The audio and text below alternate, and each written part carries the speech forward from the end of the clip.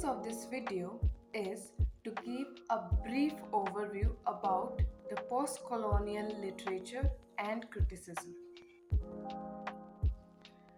I express my deep sense of gratitude to my teacher and mentor, Mr. Tushar Sharma, who helped me in making this video, and as well as I would like to acknowledge my friends and my family member who supported me and helped me to make this video a successful one. Hello everyone, I'm Himani from third year of BA English Honors, and in this video I'm going to talk about brief outline or an overview of post-colonialism. Post-colonialism is emerged in late 1980s or in the early 1990s of last century.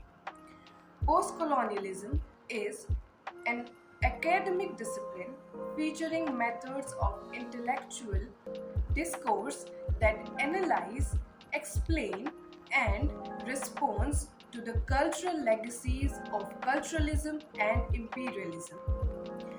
As a literary theory, post-colonialism deals with the literature produced by those countries which were once colonized by the imperial power like Britain, France, and Spain, etc.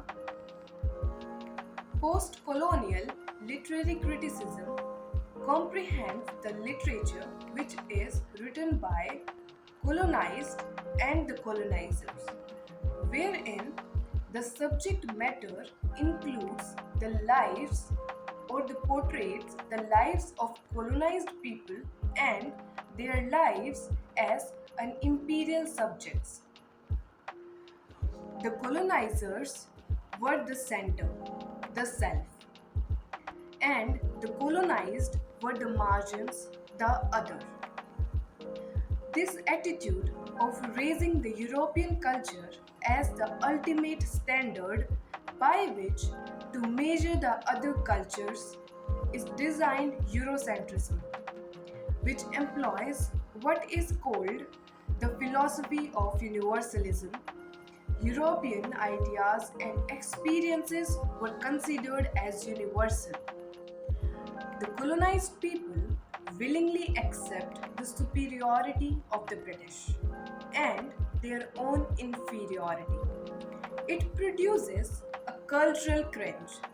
So to speak, this phenomena of imitating the West is called mimicry.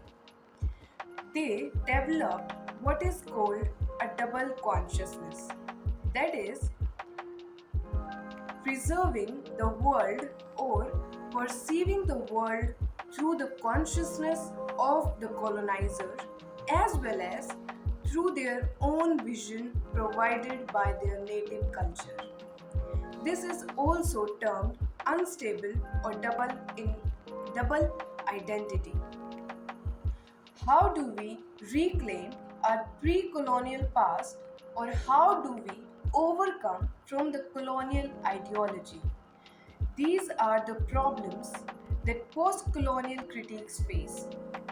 Some authors resort to writing in their own native language, but they have to face the publishing industry, which is controlled by English publishers.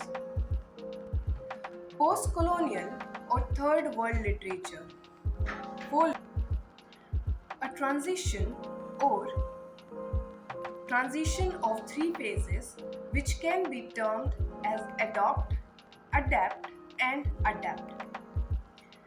In the first phase of adopt, spelled as ADOPT, is that phase in which the European models are imitated, as these are supposed to be the best models universally acclaimed.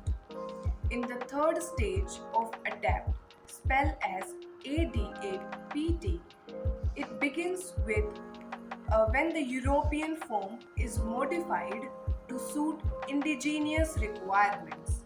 In the third phase, that is adapt, spelled as ADEPT, In this phase, the new literature breaks away from all the previous norms and conventions and strikes a path, creating a literature that is one's own.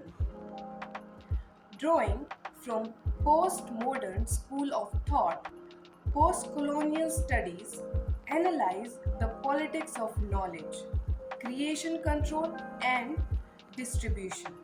By analyzing the functional relations of social and political power that sustains colonialism and postcolonialism, the how and why of imperial regimes, the social representation, political representation, and cultural representations of the imperial colonizers and of the colonized people.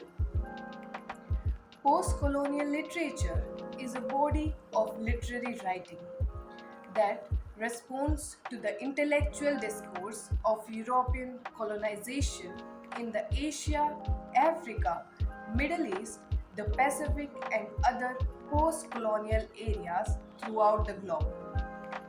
Post colonial literature is produced of the reawakening of the native impulses. Political freedom made these colonies turn toward their own cultures, myths, legends. They no more imitated the Western models but expressed their own native sensibilities in their own language, their own English. The characteristics of post colonial literature are as follows. They used English in a quite different manner.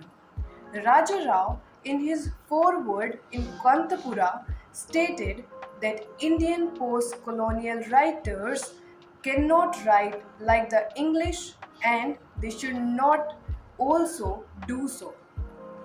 Post colonial literature expresses the feeling of alienation from their own native lands, as many of them had left their countries and settled in the countries like England, the USA, Canada, etc.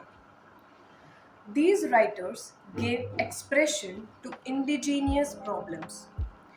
These writers gave expression to their myths, legends, superstitions as we find them in the works of Achebe, Soinka, Narayan, and others.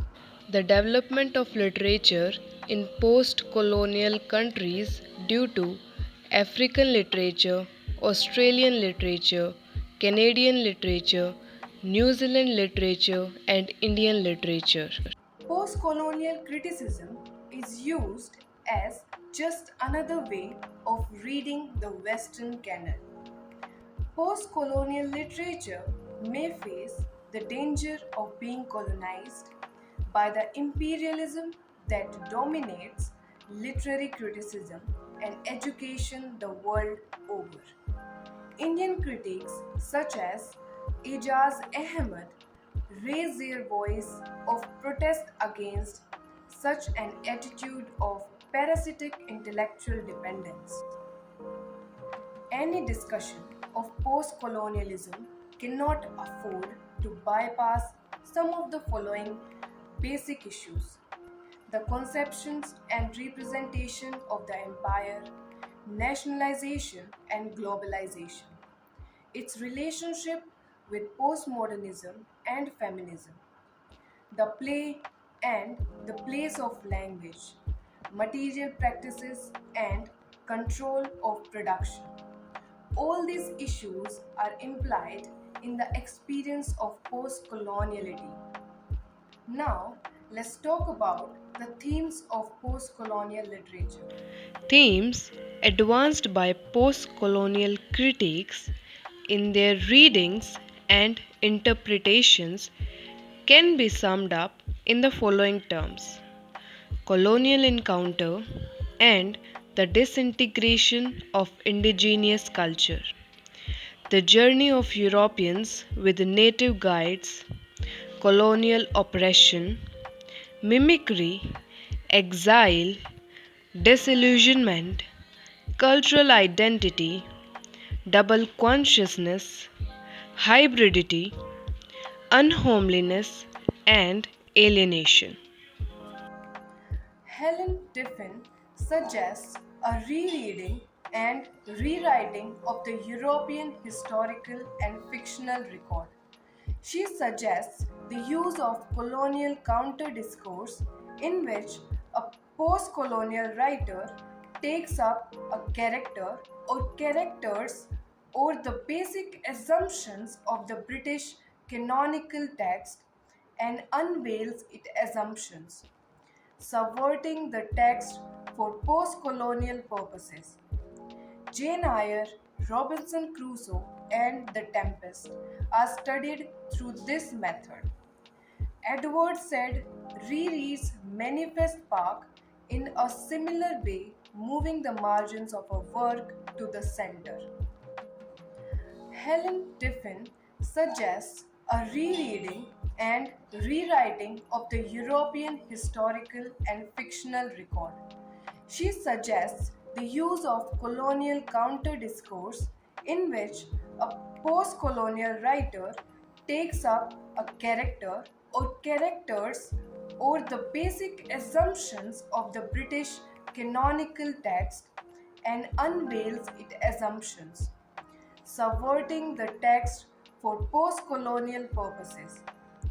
Jane Eyre, Robinson Crusoe, and The Tempest are studied through this method. Edward said rereads Manifest Park in a similar way, moving the margins of a work to the center. Important works of post colonialism are Heart of Darkness by Joseph Conrad, I Wandered Lonely as a Cloud by William Wordsworth, Girl by, by Kierkegaard. Important works of post-colonialism are Heart of Darkness by Joseph Conrad, I Wandered Lonely as a Cloud by William Wordsworth, Girl by Jamaica Kincaid, Oh, The Places You'll Go by Dr. Seuss, The God of Small Things by Arundhati Roy, Discourse on Colonialism by Aim Caesar, The Wretched of the Earth by Franz Fanon, The Colonizers and the Colonized by Albert Miami, Orientalism, which is considered or which laid the foundation for the post-colonialism, which is written by Edward Said, Black Skin, White Masks by Franz Fanon, An Image of Africa, Racism in Conrad's Heart of Darkness by Chinua Achebe. These are the important works of post-colonial literature. So, in this video, we talked about the brief outline or the basic information about post-colonial literature and criticism, as well as we talked about few characteristics and themes of this post-colonial literature, and in the end, we talked about the important works which included in this era or in this post-colonial literature and criticism. Thank you.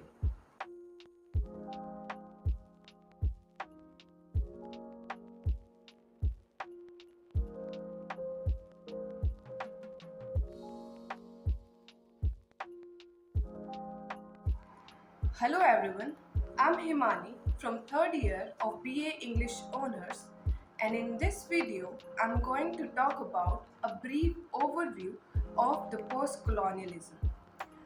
Post-colonialism is emerged in the late 1980s or in the early 1990s of the last century. Postcolonialism is an intellectual discipline which featuring the methods of